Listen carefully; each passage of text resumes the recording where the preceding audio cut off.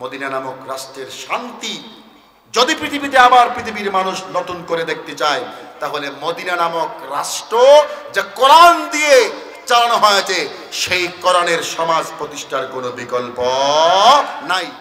নাহমাদুহু ওয়া নাস্তাঈনুহু ওয়া নাস্তাগফিরুহু ওয়া নু'মিনু বিহি ওয়া নাতাওয়াক্কালু আলাইহি ওয়া নাউযু বিল্লাহি মিন শুরুরি আনফুসিনা ওয়া মিন সাইয়্যাতি আ'মালিনা।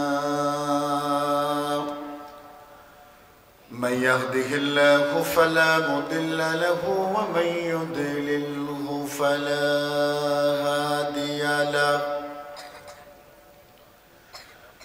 ونشهد أن لا إله إلا الله وحده لا شريك له ونشهد أن سيدنا ونبينا وحبيبنا ومولانا محمدا عبده ورسوله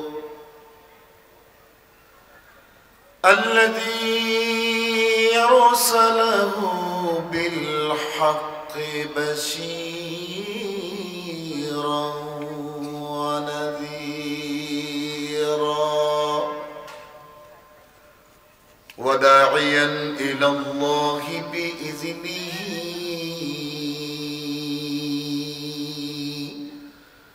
وسراجا وقمرا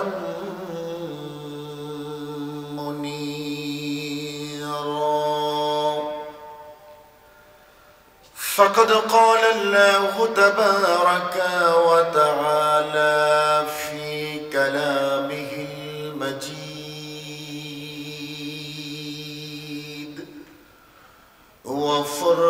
وفرقانه الحميد. أعوذ بالله من الشيطان الرجيم. بسم الله الرحمن الرحيم.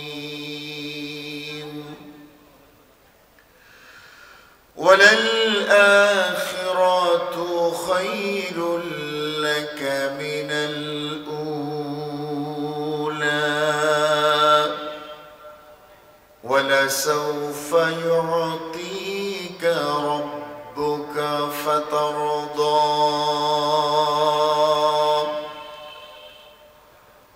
وقال تعالى إن الله وملائكته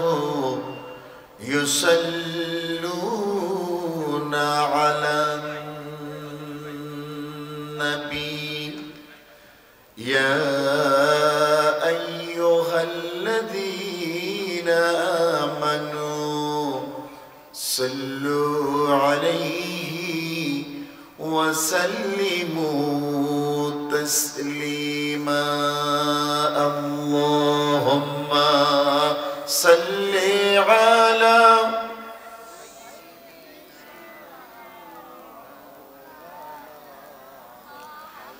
وعلى آل سيدنا مولانا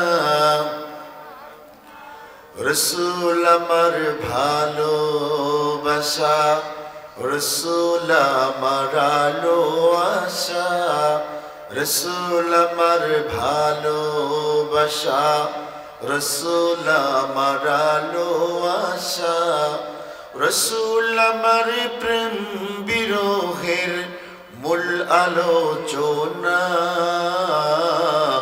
রসুল আমার কাজে করবে অনুপ্রেরণা। আল্লাহুম্মা সাল্লি আলা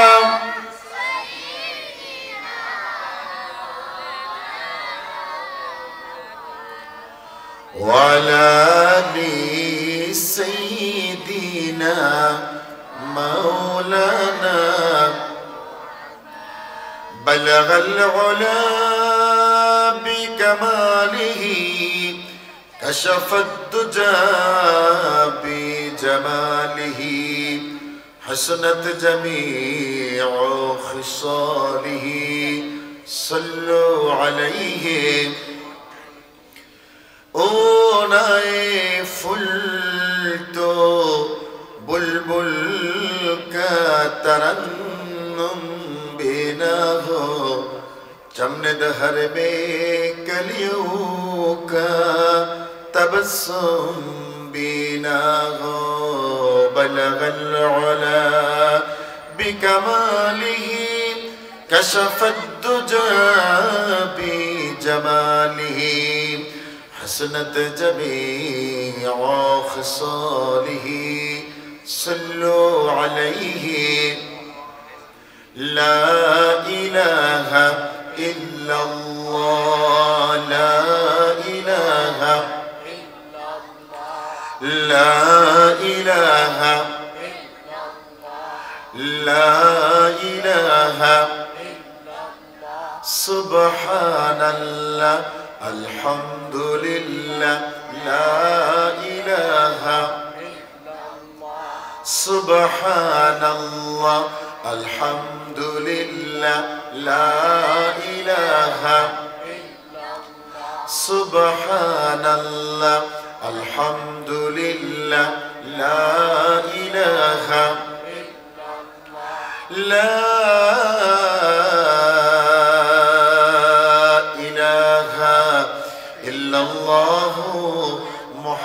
मुहम्मदुर रसूलुल्लाह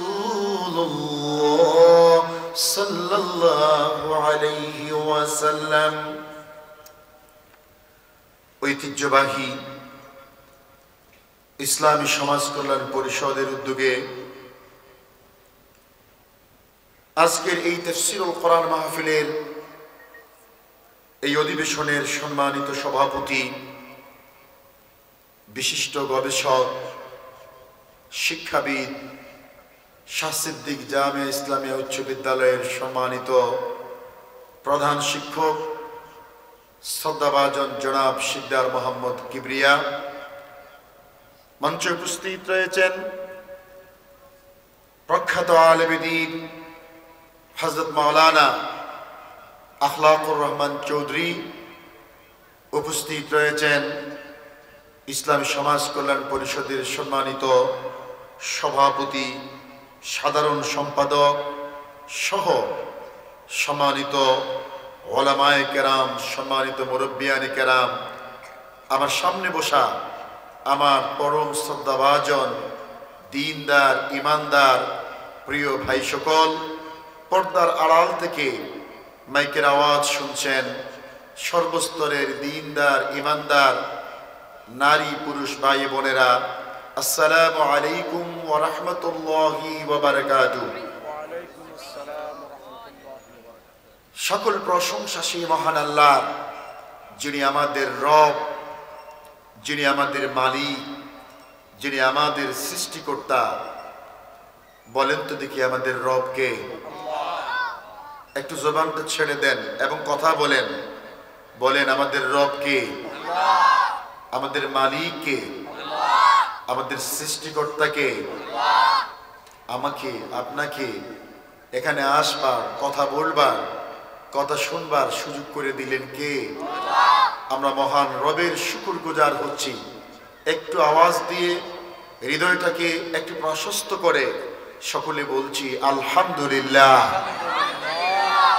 শান্তি বর্ষিত হোক বিশ্ব মানবতার মুক্তির দিশারি, সর্বকালের সর্বশ্রেষ্ঠ নবী, সর্বশ্রেষ্ঠ রসুল, নবিয়ুনা হাবিবুনা কুদওয়াতুনা উসওয়াতুনা মুহাম্মাদুর রাসূলুল্লাহ সাল্লাল্লাহু আলাইহি ওয়াসাল্লামের উপর আমরা মহান আল্লাহ তাআলার কাছে মোনাজাত করছি।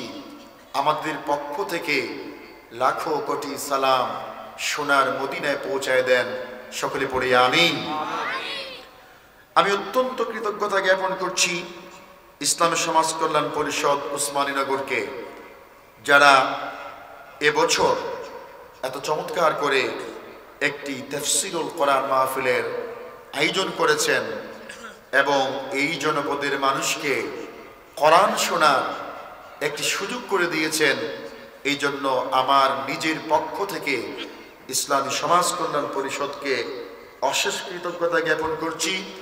একই সাথে এই স্কুল কর্তৃপক্ষ যারা কোরআনুল কারীমের এই মাহফিলের জন্য নিজেদের প্রাঙ্গণকে বরাদ্দ দিলেন, তাদেরও শুকরিয়া আদায় করছি এবং আল্লাহ তাআলার কাছে দোয়া করছি আল্লাহ রাব্বুল আলামিন এই মাহফিলকে দীর্ঘদিন পর্যন্ত এই জনপদের মানুষের জন্য কোরআন শোনার জন্য এটিকে যেন কবুল করেন, মঞ্জুর করেন। সকলে পড়ি আমিন। আমার বন্ধুগণ, আমি আপনাদের সামনে মহাগ্রন্থ কোরআনুল কারীমের 93 নম্বর সূরাতুদ দুহার দুটি আয়াত শরীফ তেলাওয়াত করেছি। আল্লাহ রাব্বুল আলামিন যদি আমাকে তৌফিক দেন, তাহলে আপনাদের সামনে কোরআনুল কারীমের এই দুটি আয়াত কারীমার আলোকে কিছু কথা উপস্থাপন করার চেষ্টা করব। আল্লাহ রাব্বুল আলামিন আমাকে বলবার, আপনাদেরকে শুনবার এবং আমাদের প্রত্যেককে আমল করার তৌফিক দান করুন। সকলে পড়ি আমিন।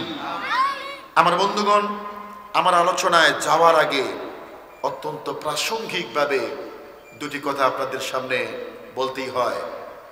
আজকে আমরা যখন কোরআনুল কারীমের এই মাহফিলে এখানে বসেছি, এই সময়ে গোটা পৃথিবীর মুসলমানদের জন্য, এমনকি গোটা পৃথিবীর মানুষের কাছে সবচাইতে গুরুত্বপূর্ণ এবং সবচাইতে স্পর্শকাতর ইস্যু যেটা, সেই ইস্যুর নাম হলো ফিলিস্তিনের ইস্যু।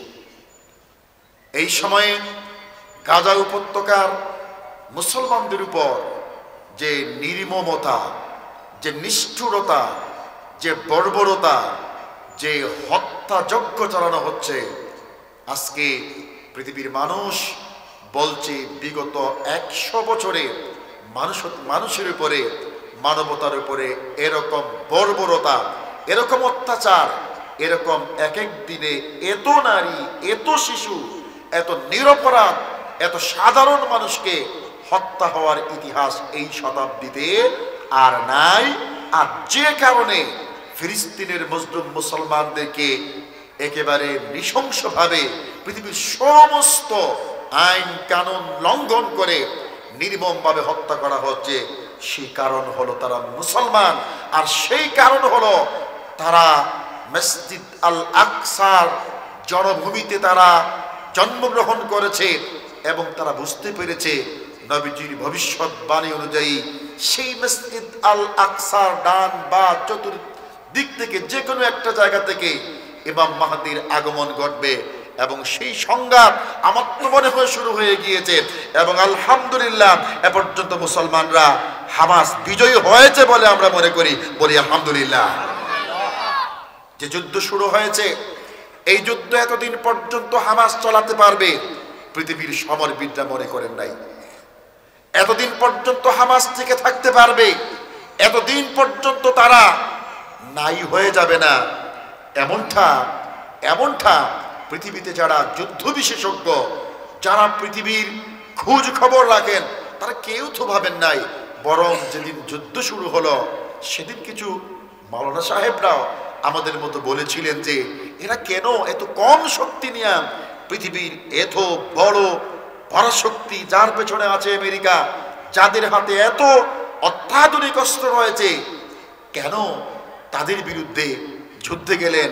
এমন তো কেউ বলেছিল যে এরকম যুদ্ধ করাটা কি আদৌ জায়েজ?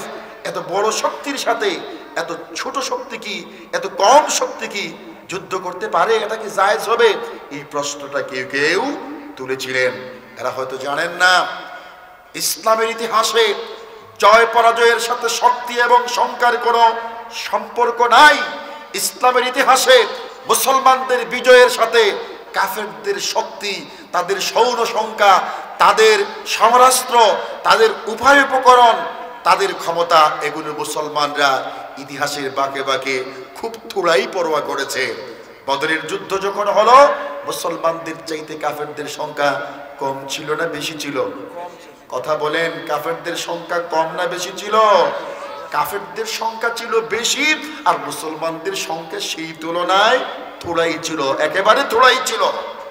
রোমানদের বিরুদ্ধে মুসলমানরা যখন লড়াই করে এবং মুসলমানরা যখন ঐতিহাসিক বিজয় অর্জন করে, সেই বিজয়ে, সেই লড়াইয়ে মুসলমানদের সংখ্যা ছিল নাকি বেশি ছিল, নাকি পৃথিবীর সমস্ত তাগুতি শক্তি এক হয়ে যে যুদ্ধটা হলো, সেই যুদ্ধে রোমানদের সংখ্যা বেশি ছিল?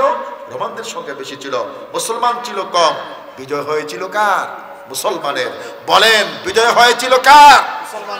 এই লড়াইয়ে হামাস আজকেই জিতে যাবে, আমি এই কথা বলছি না।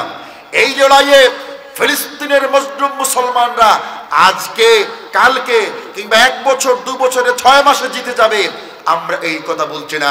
কিন্তু আমরা বিশ্বাস করি, আল্লাহর রাসূল বলেছেন কিয়ামত পর্যন্ত সেখানে একটা লড়াই হবে, এবং সেই লড়াইয়ে শেষ পর্যন্ত ঈমানদাররা জয়ী হবে, এবং সেই লড়াই, সেই বিজয়ের জন্য আমরা অপেক্ষা করছি। কথা বলেন ঠিক না ঠিক?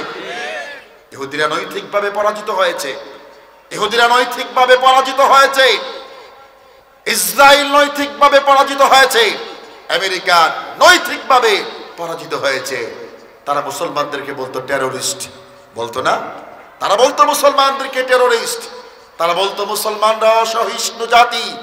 আজকের এই ঘটনা পৃথিবীর সামনে প্রমাণ করে দিয়েছে, পৃথিবীর সবচেয়ে বড় সন্ত্রাসী জাতি, পৃথিবীর সবচেয়ে বড় বিশ্বাসঘাতক জাতি হচ্ছে ইহুদিরা, আর তাদের সবচেয়ে বড় সন্ত্রাসী গডফাদার হচ্ছে আমেরিকা। কথা বলেন ঠিক না ঠিক? একই সাথে মুসলমানরা কতটা মানবিক, কতটা হৃদয়বান, এবং মুসলমানরা কতটা শান্তি প্রিয়, তার নজির পৃথিবীর ইতিহাসে আমরা নতুন করে হামাসের মাধ্যমে দেখাতে পেরেছি। বলেন আলহামদুলিল্লাহ। ফিলিস্তিনের মানুষগুলো যখন ইসরায়েলি কারাগারে গিয়েছে, তারা তো ধরে নিয়ে গিয়েছে কত নারী, কত শিশু, কত পুরুষ নিয়ে গিয়েছে, যায় নাই? গিয়েছে। যাওয়ার পরে সেখানে খাবার দেয় নাই, নিয়ে যাওয়ার পরে সেখানে দিনের পর দিন, রাতের পর রাত, বছরের পর বছর, মাসের পর মাস হাত পা বেঁধে অত্যাচার করা হয়েছে, নির্যাতন করা হয়েছে, হয় নাই? এই যুদ্ধে শুরুর পরে আমরা দেখেছি তারাও কিছু বন্দীদেরকে ছেড়েছে, আর মুসলমানরাও কিছু বন্দী ছেড়েছে, ছাড়ে নাই? ফিলিস্তিনের হামাস কিছু বন্দী ছাড়ে নাই, ছেড়েছে। ইহুদিগুলো মুসলমানদের হাত থেকে বের হয়ে বলেছে আমরা তাদের কাছে যখন বন্দী ছিলাম তখন আমাদের ঘরের মতোই ছিলাম, তারা আমাদেরকে ভালো খাবার দিয়েছে, তারা আমাদেরকে ভালো বিছানা দিয়েছে, তারা আমাদেরকে শ্রদ্ধা জানিয়েছে। আমরা অসুস্থ হয়ে গিয়েছি, চিকিৎসা দিয়েছে, আমাদের উপর অপারেশন চালিয়েছে। আমরা ঘরে থাকা আর হামাসের কাছে থাকা, দুইয়ের মধ্যে কোনো পার্থক্য ছিল না। বলেন সুবহানাল্লাহ। আর যখন মুসলমানরা বের হলো, তাদের হাত থেকে তাদের হাড্ডি ছাড়া কোনো কিছু ছিল না, চোখ বাঁধা ছিল মাসের পর মাস, বন্ধ থাকতে থাকতে অন্ধ হয়ে বের হয়েছে, হাড্ডি নিয়ে বের হয়েছে, সবাই অসুস্থ হয়ে বের হয়েছে। আর এটাই হলো ইহুদি আর মুসলমানদের মধ্যে পার্থক্য। কথা বলেন ঠিক না ঠিক? আমরা জাত শত্রুকে হাতের কাছে পাই, আমরা আমাদের চিরদুশ্মনকে হাতের কাছে পাই, অথচ আমরা তাদের উপর মনের ঝাল মিটাই না, আমরা আমাদের হৃদয়ের বিশালতায় তাদেরকে ক্ষমা করে দিতে পারি। কথা বলেন ঠিক না ঠিক? মুসলমানরা যুদ্ধনীতি লঙ্ঘন করে না, মুসলমানরা মানবাধিকার লঙ্ঘন করে না, মুসলমানরা টেররিস্ট নয়, বরং মুসলমানরাই হচ্ছে পৃথিবীর শ্রেষ্ঠ মানবিক জাতি। এই গৌরব হামাস এবং ইসরায়েলের যুদ্ধে আমরা আবার নতুন করে অর্জন করতে পেরেছি। কথা বলেন ঠিক না? আমরা সেই মুহাম্মদ সাল্লাল্লাহু আলাইহি ওয়াসাল্লামের উম্মত, মুহাম্মদুর রাসূলুল্লাহ সাল্লাল্লাহু আলাইহি ওয়াসাল্লামের সামন দিয়ে একটা লাশ যাচ্ছিল। কি যাচ্ছিল? লাশ যাচ্ছিল। লাশ দেখে নবীজি সাল্লাল্লাহু আলাইহি ওয়াসাল্লাম দাঁড়ায় গেলেন। লোকজন বলল, হে আল্লাহর রাসূল, কার লাশ দেখে আপনি দাঁড়ালেন? যার লাশ যাচ্ছে এটি একটি ইহুদির লাশ। নবীজি সাল্লাল্লাহু আলাইহি ওয়াসাল্লাম বললেন, হতে পারে সে ইহুদি, তবুও তো সে মানুষ, আমি মানুষের সম্মানে দাঁড়িয়েছি। সকলে বলি সুবহানাল্লাহ। আমরা সেই মুহাম্মদ সাল্লাল্লাহু আলাইহি ওয়াসাল্লামের উম্মত, আমরা সেই মুহাম্মদ সাল্লাল্লাহু আলাইহি ওয়াসাল্লামের গর্বিত উম্মত। আমাদের কাছে মানুষের মানবিক মর্যাদা আছে না নাই? বলেন না আছে না নাই? ইহুদিদের কাছে, খ্রিস্টানদের কাছে, তাগুতের কাছে, ইসলামের দুশমনদের কাছে মুসলমানদের মানবিক মর্যাদা ইতিহাসের কখনো ছিল না, এখনো নাই, ভবিষ্যতেও থাকবে না। কথা বলেন ঠিক না? পৃথিবী যখন আবার মুসলমানদের হাতের মুঠোয় আসবে, সেই দিন পৃথিবীতে শান্তি প্রতিষ্ঠিত হবে ইনশাআল্লাহ। বলেন ইনশাআল্লাহ। আমার বন্ধুগণ, আমি আমার আলোচনায় যাওয়ার আগে আরো কিছু কথা বলতে চাই ইসলামী সমাজ কল্যাণ পরিষদ প্রসঙ্গে। ইসলামী সমাজ কল্যাণ পরিষদ এটি শুধু নামে সমাজ কল্যাণ পরিষদ নয়। ইসলামী সমাজ কল্যাণ পরিষদ একটি কাজের ইসলামী সমাজ কল্যাণ পরিষদ। বলেন আলহামদুলিল্লাহ। এই এক বছরে এই এলাকায় যে পরিমাণ বৃক্ষরোপণ করেছে, আমরা তো দুনিয়ার খোঁজখবর রাখি, আমার মনে হয় এই উপজেলায় এতগুলো গাছ উসমানীনগরে ইসলামী সমাজ কল্যাণ পরিষদের বাইরে আর কেউ লাগায় নাই। বলেন আলহামদুলিল্লাহ। কন্যাদায়গ্রস্ত মানুষের পাশে এই সংগঠন দাঁড়িয়েছে, বিধবা মানুষের পাশে এই সংগঠন দাঁড়িয়েছে, ঘর নাই বাড়ি নাই মানুষের কাছে, মানুষের বাড়িতে এই সংগঠন দাঁড়িয়েছে, অ্যাক্সিডেন্ট করে আহত হয়েছে মানুষের পাশে এই সংগঠন দাঁড়িয়েছে, শীতার্ত মানুষের পাশে এই সংগঠন দাঁড়িয়েছে। এই সংগঠন বছরে একবার শুধু ওয়াজ করায় না, ওয়াজ একটা কর্মসূচি, এর বাহিরে যে পরিমাণে সামাজিক কার্যক্রম করেছে, আমার কাছে মনে হয়েছে এই বছর যে কাজ করলো ইসলামের সমাজ কল্যাণ পরিষদ, এটি একটি ঐতিহাসিক ঘটনা। বলেন আলহামদুলিল্লাহ। এই জনপদে বিপুল পরিমাণে ধনী মানুষেরা আছেন, বিপুল পরিমাণে ধনী মানুষেরা আছেন, যাকাতের টাকা কোথায় দিবেন, কার কাছে দিবেন খুঁজে বের করতে পারেন না। বহু ধনী মানুষ আছেন এই এলাকায়, টাকাগুলো সঠিক জায়গায় কাজে লাগাবার মতো জায়গা খুঁজে পান না। আমি বলি, আপনি ইসলামী সমাজ কল্যাণ পরিষদের ফেসবুক পেজটা আপনি দেখেন এই সংগঠনে এক বছরে কি পরিমাণে কাজ করেছে। আপনি যেতে পারছেন না এতিমের কাছে, এই সংগঠন যাচ্ছে। আপনি যেতে পারছেন না বিধবার কাছে, এই সংগঠন যাচ্ছে। আপনি যেতে পারছেন না অন্নহীন বস্ত্রহীন মানুষের কাছে, এই সংগঠনটি যাচ্ছে। কাজে আমরা মনে করি যে উসমানীনগরের সর্বস্তরের মানুষ, দল মত ধর্ম বর্ণ নির্বিশেষে সবাই যদি সহযোগিতা করে, তাহলে ইসলামী সমাজ কল্যাণ পরিষদ এই জনপদের নয়, পুরো দক্ষিণ সিলেটের একটি শ্রেষ্ঠ সংগঠনে পরিণত হবে ইনশাআল্লাহ। বলেন ইনশাআল্লাহ। বলেন। সেদিন দেখলাম যে বার্ষিক আয় ব্যয়ের রিপোর্টও অডিটের মাধ্যমে পেশ করছে। কয়টা সমাজ কল্যাণ সংগঠন আছে এটা করে? অসংকোচে আমরা মনে করি, যারা এখান থেকে শুনছেন, দূর থেকে শুনছেন, পরে শুনবেন, আমি উসমানীনগরের ধনাঢ্য মানুষদেরকে বলি, আপনার টাকা যদি হকদারের কাছে পৌঁছায় দিতে চান, আপনার যাকাত, আপনার ফিতরা, আপনার দান, আপনার অনুদান পৌঁছায় দেওয়ার জন্য মাধ্যমের যদি প্রয়োজন হয়, একটি বিশ্বস্ত ঠিকানা হচ্ছে ইসলামী সমাজ কল্যাণ পরিষদ। এবং একই সাথে সমাজ কল্যাণ পরিষদের ভাইদের কাছে আমার প্রাণের দাবি, আপনারা একটু বড় করে চিন্তা করেন, একটু বড় করে চিন্তা করেন। এই মাহফিল আবার শুরু হয়েছে দীর্ঘ বিরতির পরে, আর যেন বন্ধ না হয়। যে কাজ আপনারা সামাজিক কার্যক্রম শুরু করেছেন, মানুষের দুয়ারে দুয়ারে এই কাজ চলে যাবে ইনশাআল্লাহ। এই প্রত্যাশা আমি আমার প্রাণের ভাইদের কাছে রেখে আমি আমার আলোচনার দিকে চলে যেতে চাই। আমার বন্ধুগণ, সরকার কর্তৃক রেজিস্ট্রিকৃত এবং এটি সরকারি নিবন্ধনকৃত একটি প্রতিষ্ঠান। আলহামদুলিল্লাহ বলবেন না? আলহামদুলিল্লাহ। আমার বন্ধুগণ, আমি আপনাদের সামনে তেলাওয়াত করেছি কোরআনুল কারীমের 93 নম্বর সূরা, সূরাতুদ দুহা, এবং এই সূরাতুদ দুহার 4 এবং 5 নম্বর আয়াত শরীফ তেলাওয়াত করেছি। কোন সূরা? সূরাতুদ দুহা। বলেন কোন সূরা? সবাই একটু মুখ খোলেন, কোন সূরা? সূরাতুদ দুহা। এটি হচ্ছে কোরআনুল কারীমের 93 নম্বর সূরা।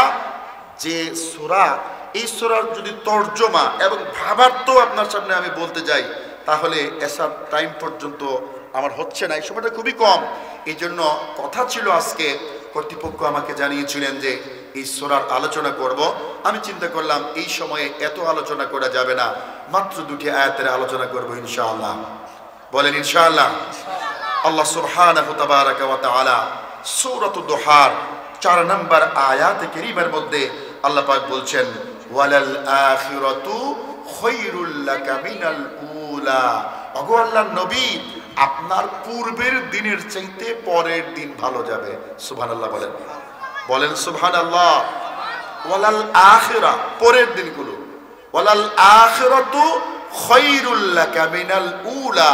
নবীজি আপনার পরের দিন আগের দিনের চাইতে ভালো যাবে, আগের দিনের চাইতে পরের দিন ভালো যাবে, আজকের দিনের চাইতে কালকের দিন ভালো যাবে, কালকের দিনের চাইতে পরশু দিন ভালো যাবে, পরশু দিনের চাইতে পরের দিনগুলো আরো ভালো যাবে। এবং এই দুনিয়ার সফর যখন আপনার শেষ হয়ে যাবে, আপনার দুনিয়ার জীবনের চাইতে আখিরাতের জীবনটা আরো আরো আরো আরো ভালো যাবে। পড়ি সুবহানাল্লাহ। আল্লাহ রাব্বুল আলামিন বললেন, ওয়ালা সাউফা ইউতিকা রাব্বুকা ফাতারদা। নবীজি আমি আপনাকে এত কল্যাণ, এত নিয়ামত, এত বিজয়, এত সম্মান, এত মর্যাদা আমি আপনাকে দিব যে আপনি বিজয় পাওয়ার পরে, সম্মান পাওয়ার পরে, মর্যাদা দেখার পরে আপনি আপনার রবের শুকরগুজার হবেন, আপনি আপনার রবের উপর সন্তুষ্ট হয়ে যাবেন। এত কল্যাণ আমি আপনাকে দান করব। সকলে পড়ি সুবহানাল্লাহ। এই আয়াতটা কখন নাজিল হলো, কোন পরিস্থিতিতে নাজিল হলো, সেটা যদি আপনি বুঝেন তাহলে আয়াতের মর্মবাণীটাও আপনি বুঝতে পারবেন। আমার ভাইয়েরা, সূরাতুদ দুহা এবং সূরাতু আল ইনশিরাহ কোরআনুল কারীমের একদম প্রথম দিকে নাজিল হওয়া দুটি সূরা। নবীজি সাল্লাল্লাহু আলাইহি ওয়াসাল্লামের উপর সূরাতু আলাকের প্রথম আয়াতগুলো যখন নাজিল হলো, এই আয়াতগুলো নাজিল হওয়ার পরে কিছুদিনের জন্য ওহী নাজিল হওয়া বন্ধ হয়ে গেল। নবীজির উপর ওহী নাজিল হচ্ছে না, ওহী নাজিলের বিরতি চলতেছে। নবীজি সাল্লাল্লাহু আলাইহি ওয়াসাল্লামের মনটা খারাপ হয়ে গেল, আমার কাছে ওহী নাজিল হচ্ছে না। আজ যখনই নবীজি সাল্লাল্লাহু আলাইহি ওয়াসাল্লাম বলেছেন, কুলু লা ইলাহা ইল্লাল্লাহ, ও দুনিয়ার মানুষেরা তোমরা বলো আল্লাহ ছাড়া কোনো ইলাহ নাই, তোমরা বলো মুহাম্মাদুর রাসূলুল্লাহ, মুহাম্মদ সাল্লাল্লাহু আলাইহি ওয়াসাল্লাম আল্লাহর রাসূল। যখনই নবীজি সাল্লাল্লাহু আলাইহি ওয়াসাল্লাম বললেন এই পৃথিবীতে আল্লাহ ছাড়া কারো গোলামি করা চলবে না, আল্লাহ ছাড়া কারো কাছে মাথা নত করা যাবে না, লাত মানত উজ্জা যেইগুলোর তোমরা উপাসনা করো এইগুলোর উপাসনা করা যাবে না, আল্লাহর ঘরে মূর্তি রেখেছ এই মূর্তিগুলো রাখা যাবে না, এইগুলো শিরিক, এইগুলো করা যাবে না, শুধুমাত্র গোলামি করতে হবে এক আল্লাহর। নবীজি সাল্লাল্লাহু আলাইহি ওয়াসাল্লাম এই কথাগুলো যখন বললেন, নবীজি সাল্লাল্লাহু আলাইহি ওয়াসাল্লামের উপর মক্কার মুশরিকগুলো এমনকি তার নিজের মানুষগুলো মহানবীর উপর হামলে পড়েছিল, ঠিক না? কালিমার দাওয়াত দেওয়ার পরে নবীজির উপর কাফের মুশরিকরা, মক্কার মুশরিকগুলো ভালো ব্যবহার করেছে না খারাপ? কথা বলেন, ভালো না খারাপ? সবাই মুখ খোলেন, ভালো না খারাপ? শান্তি দিয়েছে না অশান্তি? ইজ্জত দিয়েছে না অত্যাচার? এমন কোন অত্যাচার নাই, এমন কোন নিপীড়ন নাই যা মুহাম্মদ সাল্লাল্লাহু আলাইহি ওয়াসাল্লামের উপর হয় নাই। কথা বলেন, ঠিক না? দূরের মানুষগুলো দিয়েছে না কাছের মানুষেরাও? কাছের মানুষেরাও। নবীজি সাল্লাল্লাহু আলাইহি ওয়াসাল্লাম একেবারে জনবীর এতিম ছিলেন মুহাম্মদুর রাসূলুল্লাহ সাল্লাল্লাহু আলাইহি ওয়াসাল্লাম। তার বাবা ছিলেন না, জন্মের আগেই বাবা ইন্তেকাল করেছেন। আচ্ছা, বাপ ছাড়া ছেলেকে চাচারা খুব আদর করে, তাই না? চাচারা তো খুব ভালোবাসে, তাকে চায়, বলে যে ছেলেটার যখন বাবা নাই আর আমি যখন আছি তাহলে এই ছেলেটাকে আমি তার বাবার মমতা ভালোবাসা দিব। চাচারা তো তাই করে না? মুহাম্মদ সাল্লাল্লাহু আলাইহি ওয়াসাল্লামের কিসমতে কি হলো? মুহাম্মদ সাল্লাল্লাহু আলাইহি ওয়াসাল্লাম নবুয়তের দায়িত্ব পেয়েছেন, তারপরে তার নিজের আপন চাচা আবু লাহাব, নিজের আপন চাচা মুহাম্মদুর রাসূলুল্লাহ সাল্লাল্লাহু আলাইহি ওয়াসাল্লাম, নবীজির গায়ে সর্বপ্রথম যেই লোকটা পাথর নিক্ষেপ করলো সে হলো আবু লাহাব। আল্লাহর কাছে এত খারাপ লাগলো, তার নামে কোন ব্যক্তির নামে অভিশাপ দিয়া কোরআনুল কারীমের একটা সূরা আছে, আর সেই সূরার নাম হলো সূরাতুল লাহাব। আল্লাহ পাক বললেন, তাব্বাত ইয়াদা আবি লাহাব, আবু লাহাবের দুই হাত ধ্বংস হয়ে যাক। কোরআনে এর বাহিরে কোনো ব্যক্তির নামে আর কোনো অভিশাপ নাই। আমি বলছিলাম নবীজি দাওয়াত দেওয়ার কারণে চাচা বিরোধিতা করেছে না করে নাই? এলাকার মানুষ করেছে নাকি করে নাই? অবশ্য আরেকজন চাচা আবু তালেব, তিনি কিন্তু নবীজিকে তার বাবার মতো মহব্বত দিয়েছিলেন। এই জন্য তিনি দুজখের সবচেয়ে নিম্ন শাস্তি পাবেন, অর্থাৎ দুজখীদের মধ্যে তিনি সবচেয়ে ভালো অবস্থানে থাকবেন। বলেন সুবহানাল্লাহ।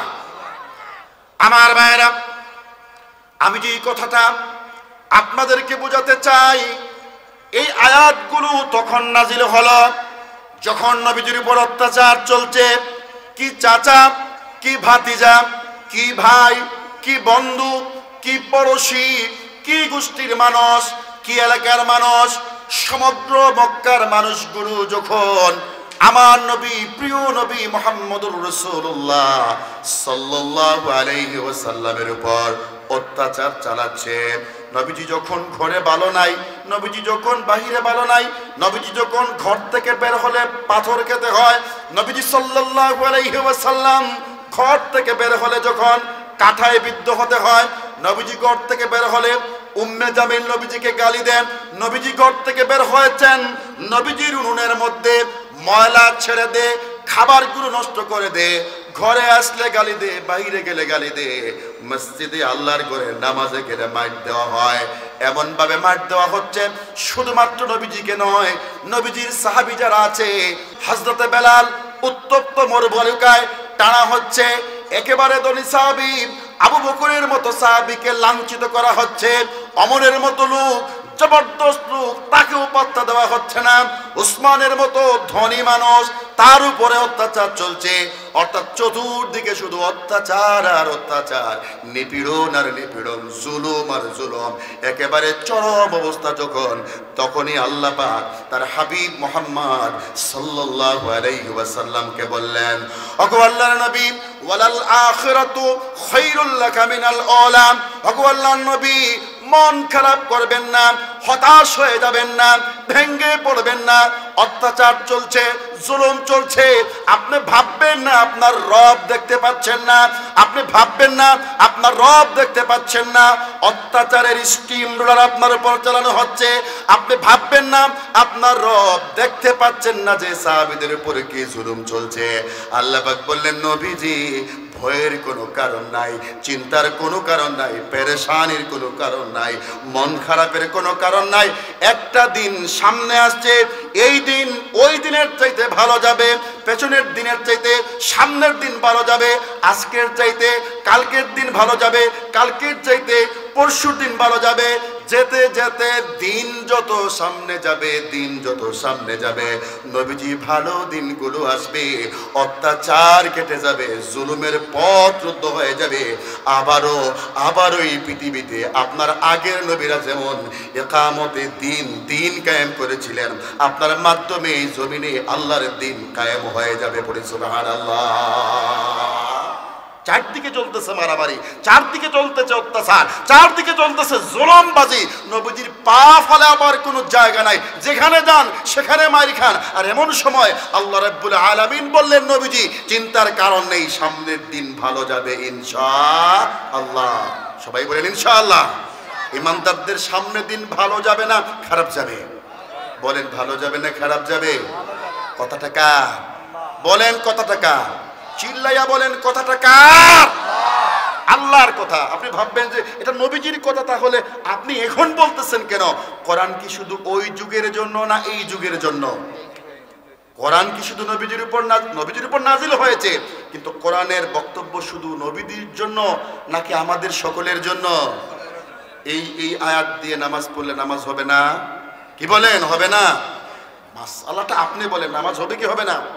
এই আয়াতের আবেদন এখন পর্যন্ত আছে না নাই? আছে। তার মানে কি এই বক্তব্যটা শুধুমাত্র নবীজির জন্য নয়, এই বক্তব্য কিয়ামত পর্যন্ত এই পৃথিবীতে যারা মুমিন এসেছিল, যারা আসবে, তাদের জন্য এই বক্তব্য। আল্লাহ পাক বলছেন যে দিনের পরে রাত যেভাবে আসে, রাতের পরে দিন যেভাবে আসে, রাতের পরে আবার যখন দিনের সূর্য যেভাবে উদিত হয়, ঠিক সেভাবে মানুষের জীবনের উত্থান পতনের পরে, কিয়ামতের দিনের কর্মীদের উত্থান পতনের পরে আবার ভালো দিন আসবেই আসবে। সকলে বলি সুবহানাল্লাহ। আমার ভাইয়েরা, আমি আগেই বলেছি, পুরো সূরাটা আলোচনা করা আমার জন্য সম্ভব নয়।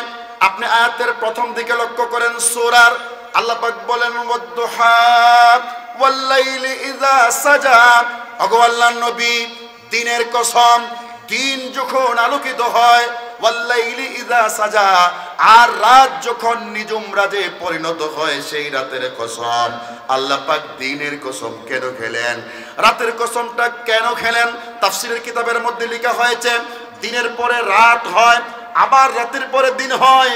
একাধারে যদি দিন চলমান থাকে, এটা সমাজের জন্য, প্রকৃতির জন্য, মানুষের জন্য, কারোর জন্য কল্যাণকর নয়। দিন আসবে, দিনের পরে আবার রাত আসবে, রাতের পরে আবার দিন আসবে, দিনটাও কল্যাণকর, রাতটাও কল্যাণকর। আলো আসবে, আবার আধার আসবে, আধারের পরে আলো আসবে। এই কথাটা বোঝাবার জন্য আল্লাহ রাব্বুল আলামিন এই সূরার শুরুতে রাত এবং দিনের কসম খেয়েছেন। পড়ে সুবহানাল্লাহ। আমার বন্ধুগণ, আল্লাহ রাব্বুল আলামিন রাত এবং দিনের কসম খেলেন। খাওয়ার পরে রব্বে কারীম আমাদেরকে জানায় দিলেন, ও রব্বে কারীম আমাদেরকে জানায় দিলেন, আল্লাহর হাবিবকে জানায় দিলেন, ওগো আল্লাহর নবী ওয়ালাল আখিরাতু খায়রুল লাকা মিনাল উলা, ওগো আল্লাহর নবী আপনার আগের দিনের চাইতে পরের দিন ভালো যাবে। দিন যা গিয়েছে যাক, সামনে আপনার জন্য ভালো দিন আসতেছে। পড়ে সুবহানাল্লাহ। আজকে ফিলিস্তিনে যা করছে আল্লাহ দেখে কি দেখে না? বলেন, কথা দেখে কি দেখে না? কাশ্মীরে যা হয়েছে অর্ধ শতাব্দীর চাইতে বেশি সময় ধরে, আরশ আজিমের মালিক সেটা দেখে কি দেখে না? লেবাননে যা কিছু হয়েছে আরশ আজিমের মালিক সেগুলো দেখছেন নাকি দেখছেন না? বাংলাদেশের দিকে মনে হয় আল্লাহর চোখ নাই, না আছে? আছে না নাই? এইখানে যা হচ্ছে আল্লাহ পাক দেখে না? এখানের জুলুমের খবর আল্লাহ পাক রাখে না? এখানের মজলুমের খবর আল্লাহ রাখে না? এখানে রাতে কারা কাঁদে তাদের চোখের পানি কি আল্লাহর আরশ পর্যন্ত পৌঁছায় না? অবশ্যই পৌঁছায়। আমরা বিশ্বাস করি এই দিন কেটে যাবে, এই অন্ধকার কেটে যাবে, আবার এই জমিন দিনের আলোয় আলোকিত হবেই হবে ইনশাআল্লাহ। কথাটা আমার না আল্লাহ? বলেন, কথাটা আমার না আল্লাহ? আল্লাহ পাক বলছেন ওয়ালাল আখিরাতু খায়রুল লাকা মিনাল উলা, আগের দিনের চেয়ে পরের দিন ভালো যাবে। বলেন সুবহানাল্লাহ। আমার ভাইয়েরা, আগের দিনের চাইতে পরের দিন কেমনে ভালো যায়? ছোট্ট তিনটি ব্যাখ্যা দেওয়া হয়েছে তাফসীরের কিতাবের মধ্যে। এক নাম্বার হলো দিনের বিরুদ্ধে যত অপপ্রচার চলবে দিন তত বাড়তে থাকবে। বলেন সুবহানাল্লাহ। নবীজি সাল্লাল্লাহু আলাইহি ওয়াসাল্লাম যখন কালিমার দাওয়াত দিলেন নবীজিকে দমায়ে রাখার জন্য, কাফেররা এক নাম্বার কৌশল অবলম্বন করলো অপপ্রচার। তারা নবীজির বিরুদ্ধে অপপ্রচার শুরু করলো। নবীজিকে তারা বলে পাগল, নবীজিকে বলে গণক, নবীজিকে বলে জাদুকর, নবীজিকে বলে জিনেদরা, নবীজিকে বলে দুষ্টু ছেলে, অনেক কথা বলে। যাকে বলতো আল আমিন, যাকে বলতো as-সাদিক, যার কাছে রাখতো আমানত। বিরোধ মীমাংসার সময় নবীজি যা বলতেন তারা তা মেনে নিত। আর যখনই দ্বীনের কথা বললেন, আল্লাহর কথা বললেন, তাওহীদের কথা বললেন, এবার নবীজির উপর শুরু হয়ে গেল অত্যাচার। ঠিক না? নবীজি সাল্লাল্লাহু আলাইহি ওয়াসাল্লামের বিরুদ্ধে শুরু হয়ে গেল অপপ্রচার। নবীজির মিশনকে বন্ধ করে দেওয়ার জন্য কি করলো? তারা চিন্তা করলো একে বন্ধ করে দিতে হবে অপপ্রচার দিয়ে। কেমন? মক্কার প্রবেশ পথে হজে মানুষগুলো আসে, পথে পথে দাঁড়াইয়া বলবে মুহাম্মদ সাল্লাল্লাহু আলাইহি ওয়াসাল্লাম পাগল, গণক, জাদুকর। তার চরিত্রের উপর বিভিন্ন রকমের অপবাদ দিতে থাকতো। আর মানুষেরা বলতো, ও মুহাম্মদ নাকি একটা পাগল জিনেদরা লোক আছে মক্কায়, তাহলে মক্কায় যখন আসলামই তাহলে একটু তাবাকে একবার দেখে যায়। অনেকে বাহির থেকে শুনাম বলতো খুবই একটা খারাপ লোক নাকি মক্কায় এসেছে, তাকে একটু দেখতে যাই। দেখতে যেত আল্লাহর নবী মুহাম্মদ সাল্লাল্লাহু আলাইহি ওয়াসাল্লামের চেহারায়, নবীজি সাল্লাল্লাহু আলাইহি ওয়াসাল্লামের কথায়, নবীজি মুহাম্মদ সাল্লাল্লাহু আলাইহি ওয়াসাল্লামের কাজে এত প্রভাব, এত সম্মোহনী শক্তি আল্লাহ পাক দিয়েছিলেন। নবীজিকে দেখতে আইসা মানুষ তার দিকে চায়া ঈমান এনে কালিমা পড়ে মুসলমান হয়ে যেত। বলেন না সুবহানাল্লাহ। নবীজির সামনে এসে কথা বলতো, যাকে বলতো পাগল, আয়েশা থেকে এর চেয়ে সুন্দর কথার কোনো লোক আর হয় না, এর চেয়ে ভালো লোক আর হয় না, এর মতো জ্ঞানী লোক হয় না। দেখি মানুষ বলতো না, আপনাকে তারা পাগল বললেও আপনি ঠিক আছেন। মানুষ দেখাও বুঝতো, কথা শুনাও বুঝতো, আমল শোনা বুঝতো, এবং যাকে যাকে ঈমান আনতে শুরু করে দিল। বলে সুবহানাল্লাহ। মদিনায় হিজরত করতে গেলেন, আকাবা নামক স্থানে দুইটা শপথ হলো, কেউ জানতো না। এই দুটি শপথের মাধ্যমে মদিনার মানুষ আমন্ত্রণ জানালো, হে মুহাম্মদ সাল্লাল্লাহু আলাইহি ওয়াসাল্লাম, আপনাকে তারা মারতেছে মক্কার লোকেরা, আপনি আসেন মদিনায়, আমরা আপনাকে আমাদের বুকের উপর জমিন দিব, আপনি সেইখানে দিন কায়েমের কাজ করবেন। সকলে বলি সুবহানাল্লাহ। এটা গোপনে গোপনে হয়েছে, তারা অপপ্রচার করে নবীজি খারাপ, আর মানুষ দেখতে আইসা কালিমা পড়ে মুসলমান হয়ে যায়। সুবহানাল্লাহ।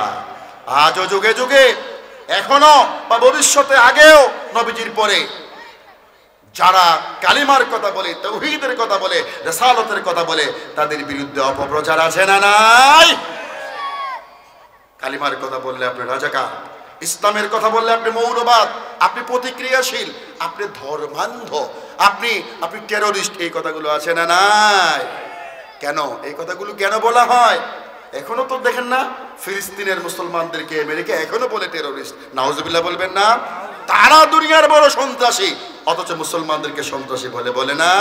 এই কথাগুলো অপপ্রচার, এই অপপ্রচার টিকে না, এই অপপ্রচার টিকবে না। একদিন কালেমার পতাকা দিশে উড়বেই উড়বে। কথা বলেন ঠিক না ঠিক? আমার ভাইরা, নবীজি সাল্লাল্লাহু আলাইহি ওয়াসাল্লামের মর্যাদা আল্লাহ তাআলা কিভাবে বাড়ায় দিলেন, কিভাবে তাকে নিয়ামত দান করলেন, দ্বিতীয় ব্যাখ্যাটা তাফসীরের কিতাবের মধ্যে যা লিপিবদ্ধ করা হয়েছে সেটা হলো, প্রিয় নবী সাল্লাল্লাহু আলাইহি ওয়াসাল্লাম মদিনা থেকে হিজরত করে মক্কায় গেলেন। মক্কায় যাওয়ার পরে মানুষের তাজকিয়ায়ে নফস, মানুষের আত্মার পরিশুদ্ধির কাজ করলেন।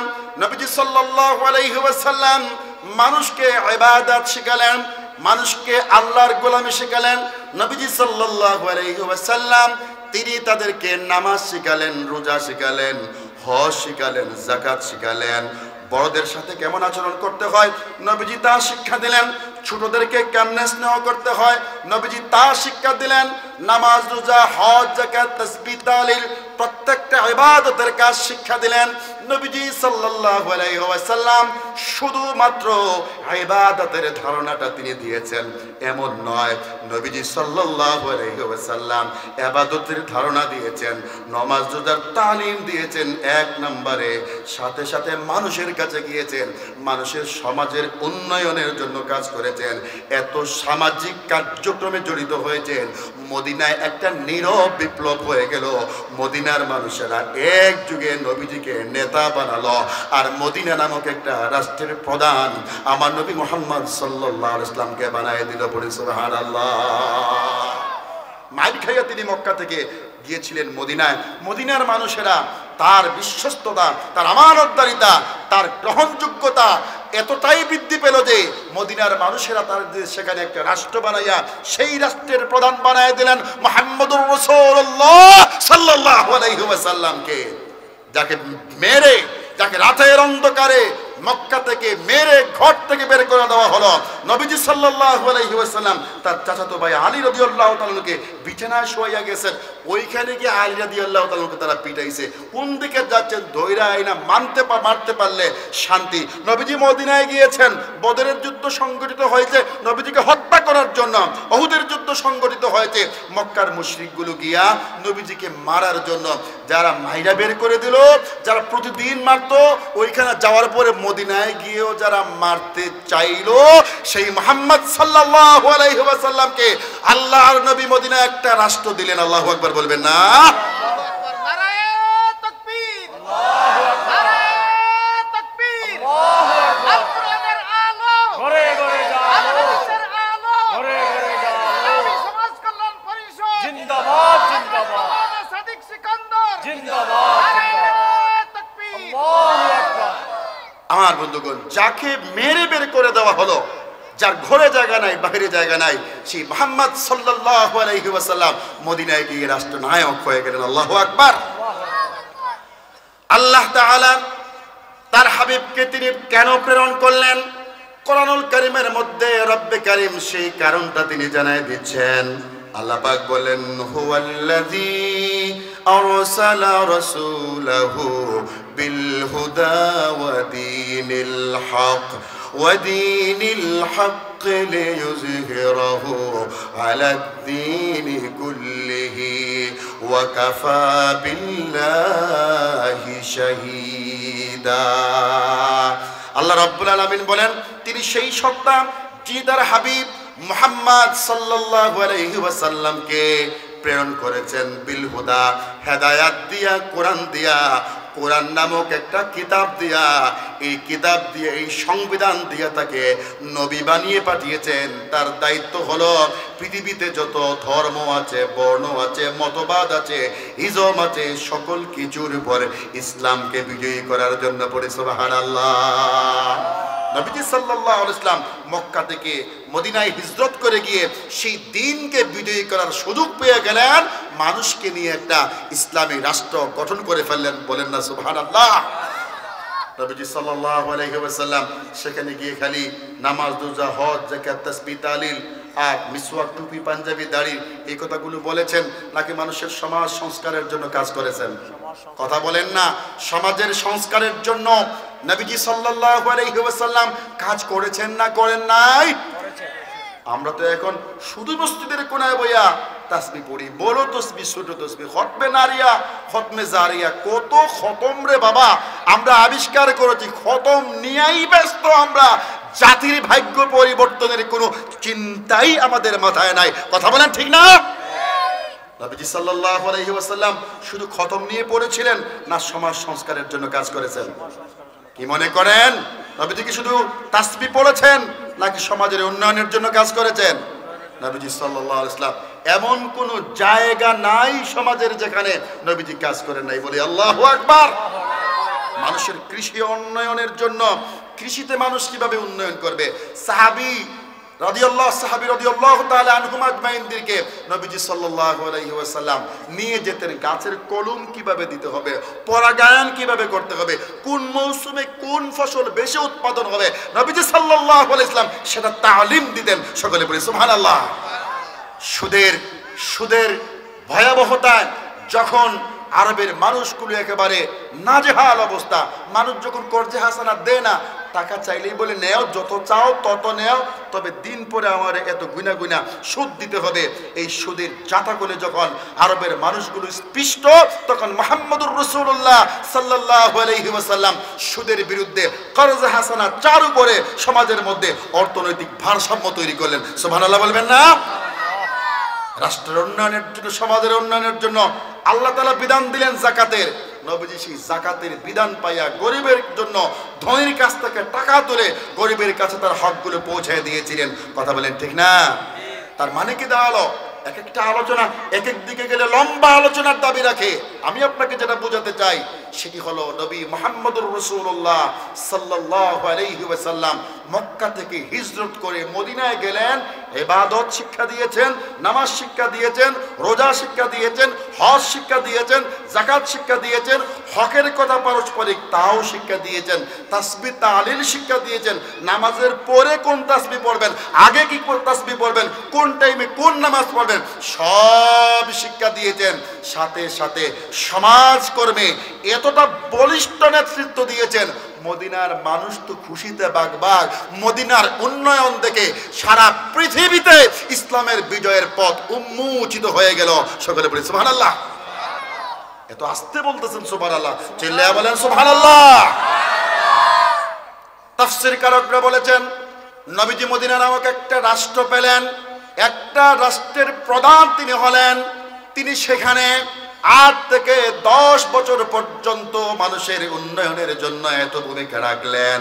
মানুষের যেমন আত্মার পরিশুদ্ধি, মানুষের কর্মের পরিশুদ্ধি, মানুষের চিন্তার পরিশুদ্ধি, সমাজের পরিশুদ্ধি, কি সমাজের কথা, কি রাষ্ট্রের কথা, কি অর্থনীতির কথা, কি ব্যবসা বাণিজ্যের কথা, কি খেত কামারের কথা, নবীজি সাল্লাল্লাহু আলাইহি ওয়াসাল্লাম মদিনায় গিয়া 8-10 বছরে এমন চেষ্টা চালালেন, প্রত্যেকটা জায়গায় তিনি এত সফলভাবে ভূমিকা পালন করলেন।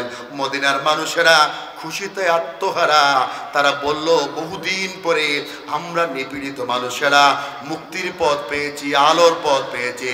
শুধু তারা নয়, মদিনার উন্নয়ন থেকে একেবারে গোটা আরবের মধ্যে ইসলামের বিজয় স্লোগানটা পৌঁছে গেল। পড়ে সুবহানাল্লাহ। কথা বুঝবেন, ওয়ালাল আখিরাতু খায়রুল লাকা মিনাল উলা।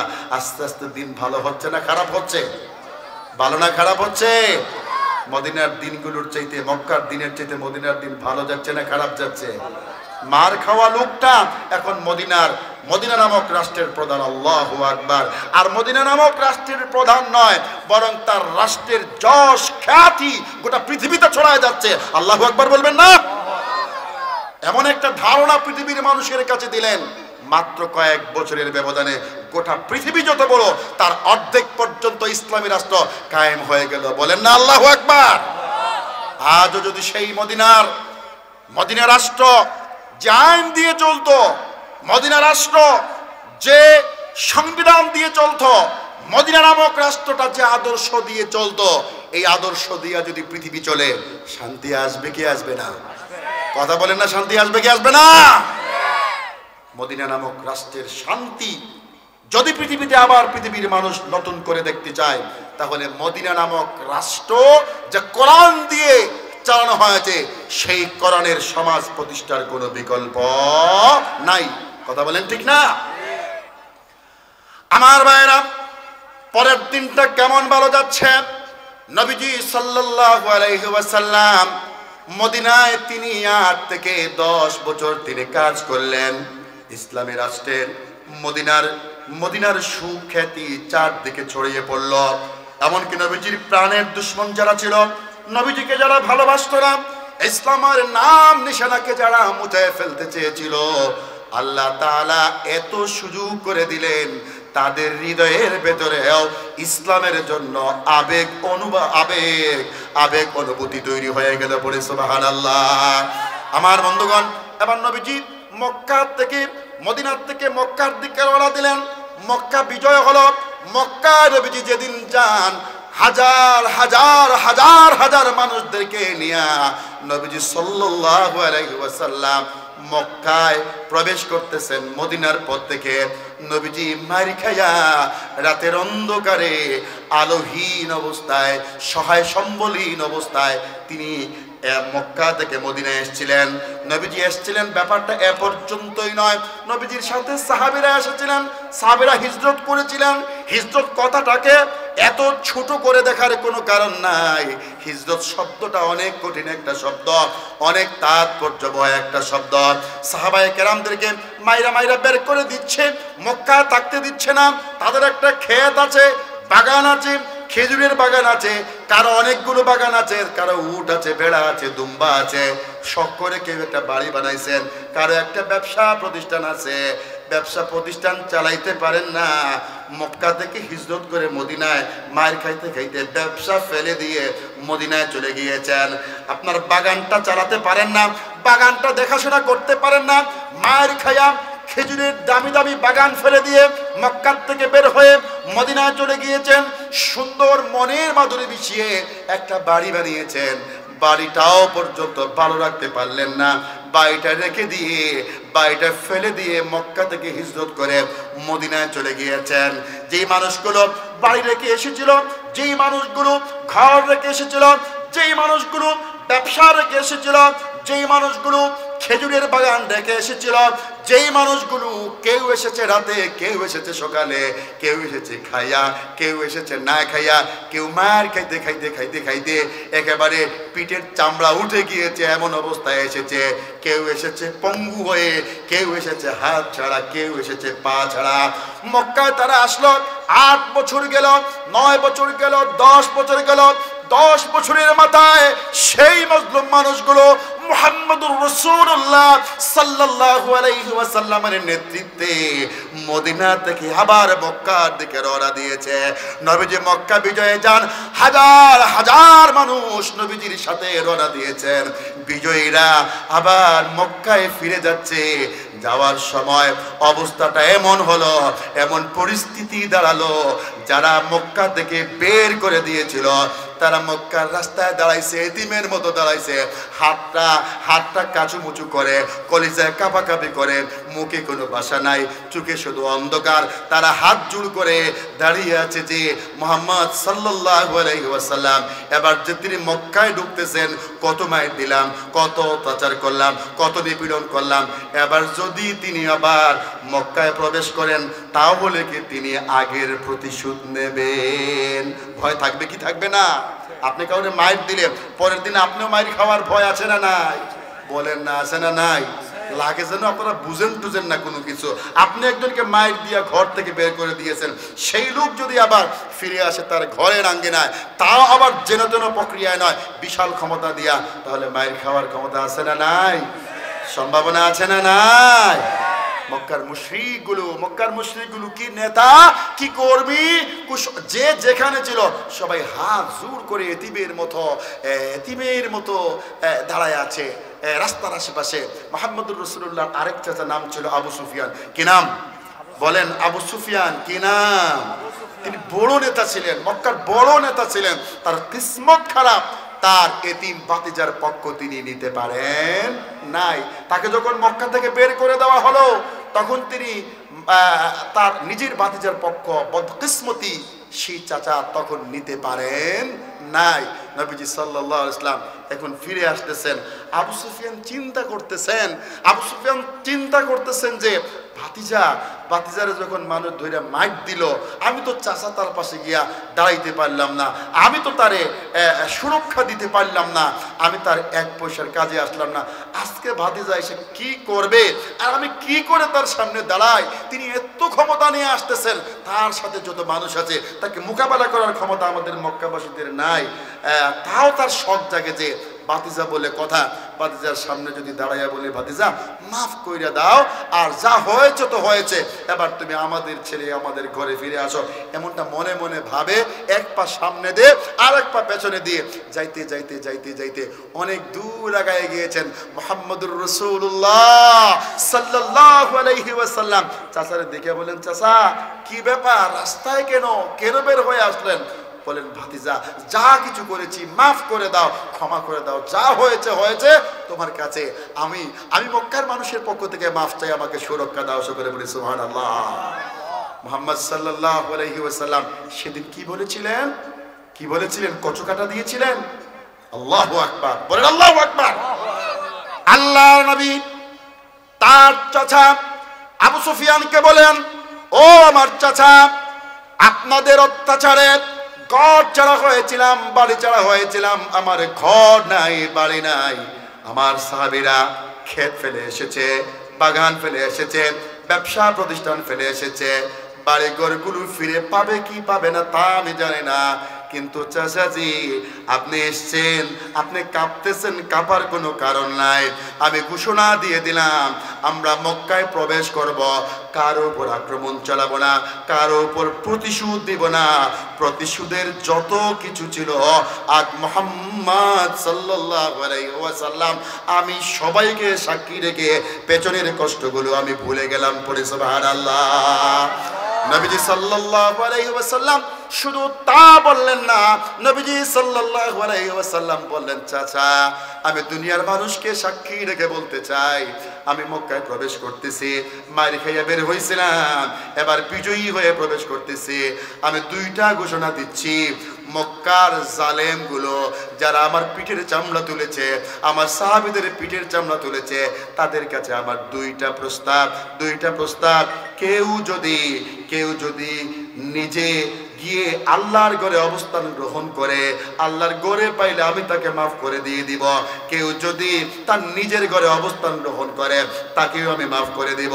আর কেউ যদি আপনি আমার চাচা আছেন, আপনার চাচার ঘরে আশ্রয় গ্রহণ করে, আমি ভাতিজা, আমি মুহাম্মদ ইবনে আব্দুল্লাহ, সবাইকে মাফ করে দেব। পড়ি সুবহানাল্লাহ। সুবহানাল্লাহ বলবেন না? চিল্লাইয়া বলেন সুবহানাল্লাহ। যাদের মার খাইয়া মুহাম্মদুর রাসূলুল্লাহ সাল্লাল্লাহু আলাইহি ওয়াসাল্লাম বের হয়ে আসলেন মক্কা থেকে, তিনি বলতেছেন, শোনো, তিন পথ, নিজের ঘরে থাকলে নিরাপদ। নিজের ঘরে থাকলে কি? সুবহানাল্লাহ বলবেন না? বলেন সুবহানাল্লাহ। যদি তোমরা আল্লাহর ঘরে গিয়ে আশ্রয় নাও তাহলে তোমরা নিরাপদ।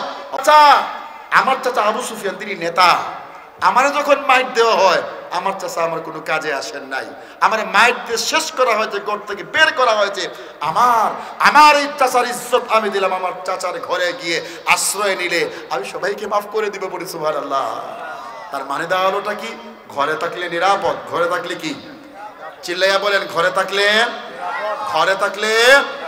চাচার ঘরে গেলে, মসজিদে গেলে, মসজিদ মানে বাইরে গেলেও নিরাপদ, ঘরে গেলেও নিরাপদ, চাচার ঘরে গেলেও নিরাপদ, যে যেখানে আছো সেখানে তোমরা নিরাপদ। সকলে পড়ে আল্লাহু আকবার। এরাই হলো মুসলমান, এটাই হচ্ছে মুসলমানদের ইতিহাস, ঐতিহ্য। মুসলমানরা ক্ষমা করে দিতে জানে, কথা বলেন ঠিক না? ইসলামের বিজয় এভাবে হলো। আগের দিন চাইতে পরের দিন ভালো যাচ্ছে না। লাস্ট পয়েন্ট 30 সেকেন্ডে বলবো, লাস্টের পয়েন্ট, আজান হচ্ছে, অসুবিধা নাই, 30 সেকেন্ডে শেষ করে নেব। তারপরে মক্কা বিজয় হয়ে গেল, আল্লাহু আকবার। তাফসীরের কিতাবে লেখা হয়েছে বিজয়ের 3 নাম্বার ধাপ, নবীজি মারা গেলেন। তারপরে আবু বকর, ওমর, উসমান, আলী রাদিয়াল্লাহু তাআলা আনহুরা পৃথিবীকে নেতৃত্ব দিয়েছেন, দেন নাই? দিয়েছেন। ওমরের সময় গোটা পৃথিবীর অর্ধেক জুড়ে ইসলামী রাষ্ট্র কায়েম হয়ে গিয়েছে, আল্লাহু আকবার। এখন পৃথিবীর এমন কোন দেশ নাই, জনপদ নাই, স্থান নাই যেখানে মুসলমান নাই, সুবহানাল্লাহ। সব জায়গায় মসজিদ আছে, সব জায়গায় মুসলমানরা আছে। আর যেখানে মসজিদ আছে আজানে আজানে মুহাম্মদুর রাসূলুল্লাহর নাম আছে না নাই? আছে না নাই? কিয়ামত পর্যন্ত থাকবে কি থাকবে না? নবীজির দাম বাড়ছে না কমছে? এত নিয়ামত আল্লাহ পাক দিয়েছেন, দিনে দিনে নিয়ামত বাড়ায় দিয়েছেন কে? তার মানে দাঁড়ালো কি? আগের দিনের চাইতে পরের দিন ভালো না খারাপ? দুঃখের পর সুখ আছে কি নাই? কষ্টের পর শান্তির দিন আছে না নাই? যারা মায়ের খায় তাদেরকে আমরা মাফ করে দেব, বলেন ইনশাআল্লাহ। যারা মারে আমাদেরকে, আমরা অত প্রতিশোধ পরায়ণ না, আমরা হৃদয়ের বিশালতায় মাফ করে দেব ইনশাআল্লাহ। এই দেশে, এই জমিনে, এই পৃথিবীতে, নট বাংলাদেশ, গোটা পৃথিবীর কথা বলছি, গোটা পৃথিবীতে আজ মুসলমানরা নির্যাতিত আছে না নাই? গোটা পৃথিবীতে মুসলমানরা নির্যাতিত। সেই দিন আর নয় বেশি দূরে, যেদিন এই পৃথিবীর সর্বত্র কালেমার পতাকা উড়বেই উড়বে, সবাই বলেন ইনশাআল্লাহ। এই জন্য যা বললাম, সামনে আসছে শুভ দিন, দিন কায়েমের শপথ নিন, দিন কায়েমের একটা